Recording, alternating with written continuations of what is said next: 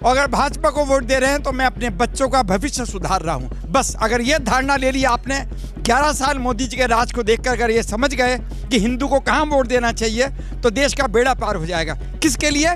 मेरे बच्चों के लिए, फॉर यू चिल्ड्रन।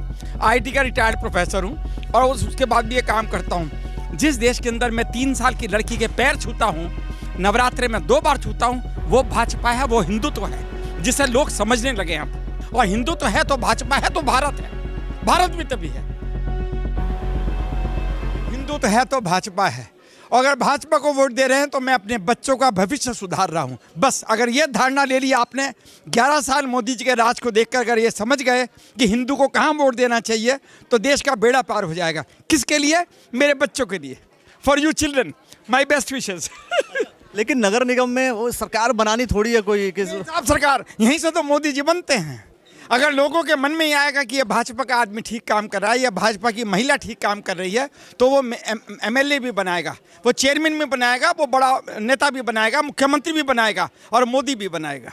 तो यहीं से बनती है। वो परिवार से निकल कर ही बच्चा बना, एक झाड़ू देने वाला आदमी प्रधानमंत्री बना है। माना यह जा रहा है कि ये जो बीजेपी के बहुत से वोटर्स हैं वो शिफ्ट होकर के कांग्रेस के पास भी जा सकते हैं, निर्दलीय के पास भी जा सकते हैं। मुश्किल है, बीजेपी का सच्चा वोटर कभी नहीं जाएगा। आज पहली बात कपिल जी ने आकर कही, आप वोट किसको दोगे? कि भाजपा को। कि अगर मैं कहूँ किसी और को तो आवाज़ जोर से उठी कि नहीं, किसी और को नहीं देंगे हम, सवाल ही नहीं। आज मैंने भ्रमण किया 5 कॉलोनी का। IIT का रिटायर्ड प्रोफेसर हूँ और उसके बाद भी ये काम करता हूँ। मैंने कहा जी कौन खड़ा है, किसे वोट देंगे? हमें पता ही नहीं जी कौन खड़ा, हमें तो कमल का फूल पता है। बस मन खुश हो गया देखकर। कमल का फूल ही भाजपा की पहचान है और हिंदुत्व की पहचान है।